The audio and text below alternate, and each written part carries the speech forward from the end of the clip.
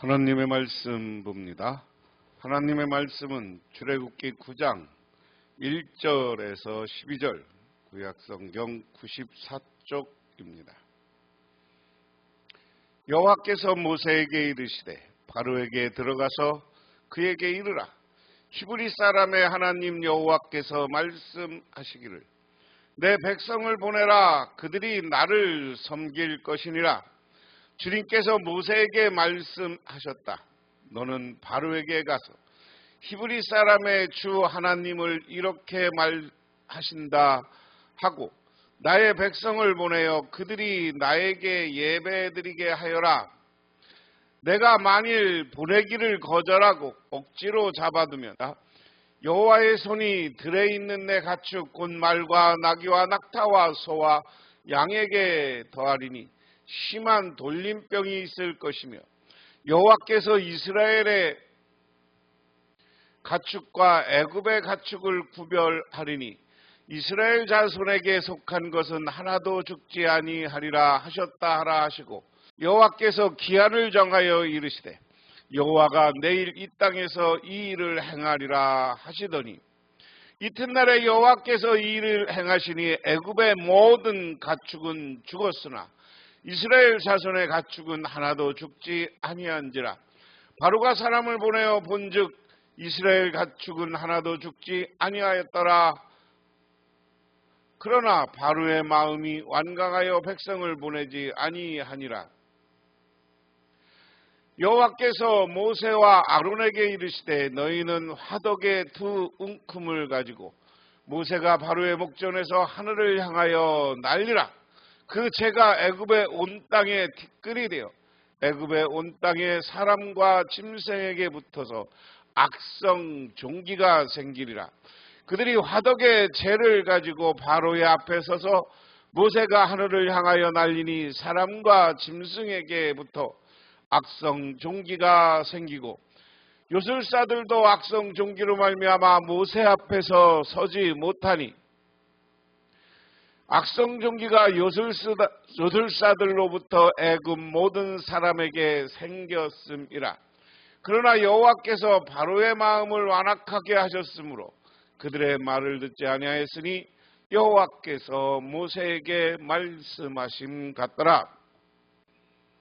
하나님을 속이려고 한 애굽의 왕 바로. 그들에게 네 번째 재앙이 임했을 때 나라가 황폐해지는 모습을 보면서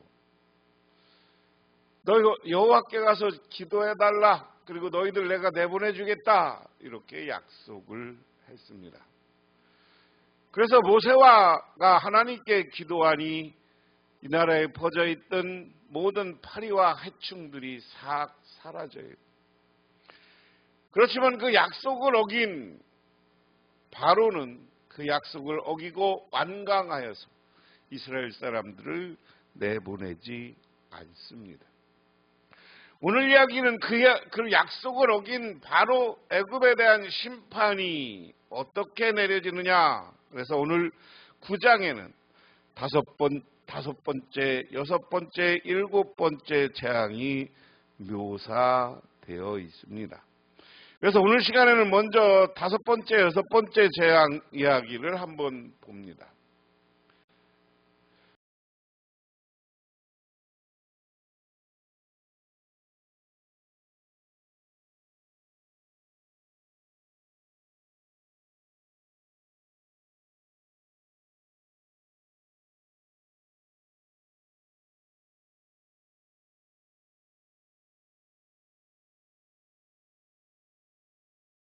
이스라엘을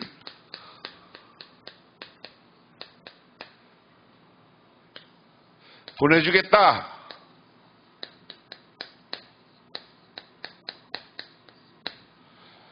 이 말을 듣고 모세가 애굽을 해서 기도하니까 재앙이 멈췄어요. 그런데 이 마음이 이러한 하나님의 역사와 결론을 보는 바로가, 애굽의 왕 바로가 약속을 어깁니다. 약속을 어기고 이스라엘 백성들을 내보내주지 않아요. 그래서 약속을 어긴 이 애굽의 왕에게 어떤 일이 벌어지는 거냐? 약속을 어긴 왕에게 어떠한 심판이 내려지냐? 이제 계속해서 재앙이 오늘 9장에서는 여섯 번째 재앙이 내려온다 하는 겁니다. 다섯 번째 재앙은 뭐냐? 그 재앙을 내린다 하기 위해서 먼저 하나님은 계속 재앙 앞에 경고가 있어요. 모세와 아론을 보내서 야, 내 백성을 내보내라. 내 백성을 내보내라. 내 백성을 보내라. 이야기를 반복적으로 합니다. 내 백성을 보내라. 하나님은 바로에게 모세와 아론을 보낸 이유는 간단한 거예요. 내 백성을 보내서 이 사람들을 가나안 땅에서 새로운 나라를 만들고 살게 하기 위한 게 하나님의 목적입니다. 제사는 핑계였어요. 애굽의 바로는 그것을 간파하지 못하고 제사라는 것에 매몰돼서 이스라엘 백성들을 내보낸댔다가 안 내보낸댔다가 내보낸댔다가 안 내보냈다가 하는 거예요. 그런데 오늘 말씀도 경고로 내 백성을 보내라라고 예배드리게 보내라 하고 하는 겁니다.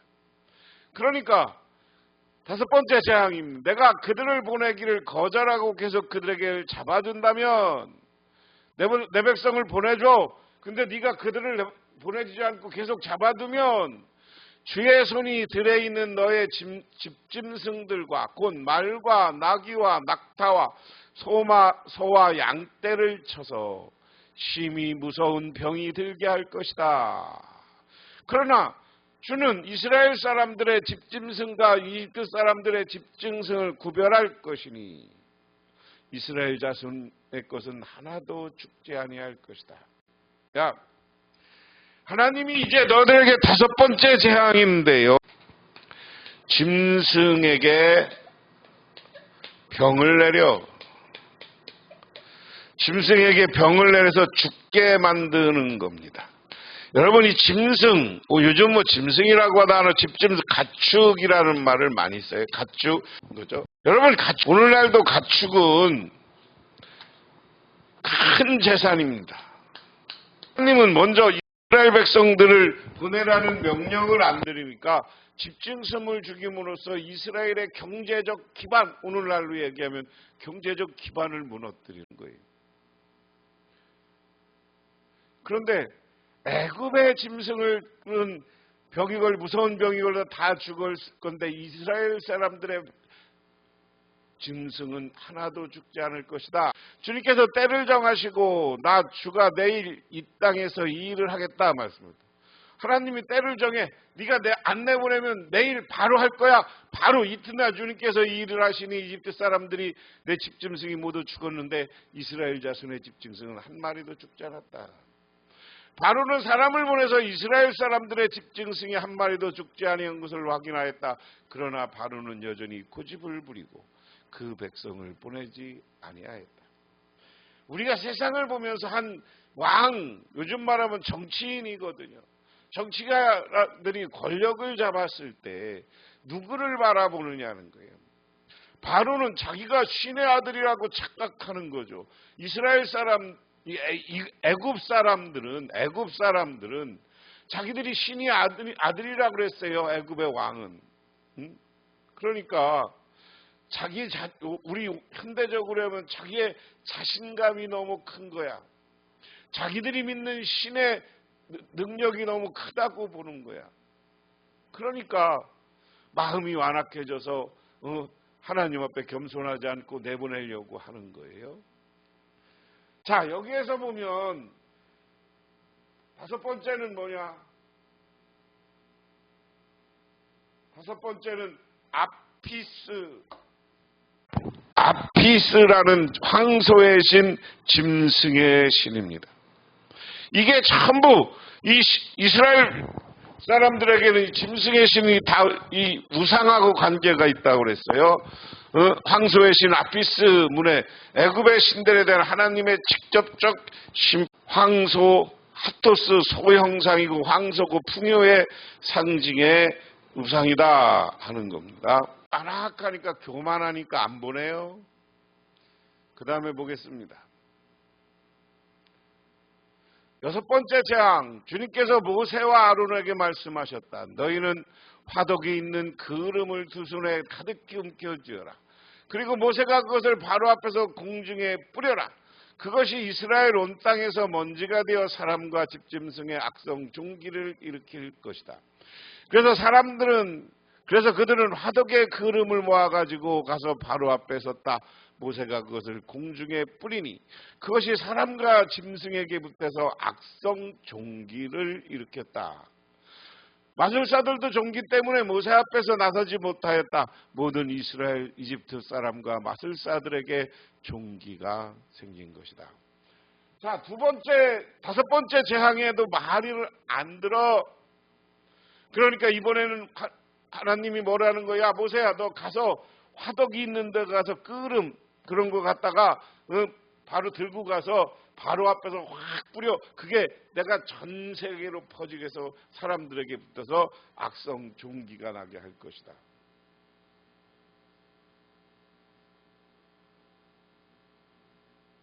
악성 종기 독종 그랬습니다.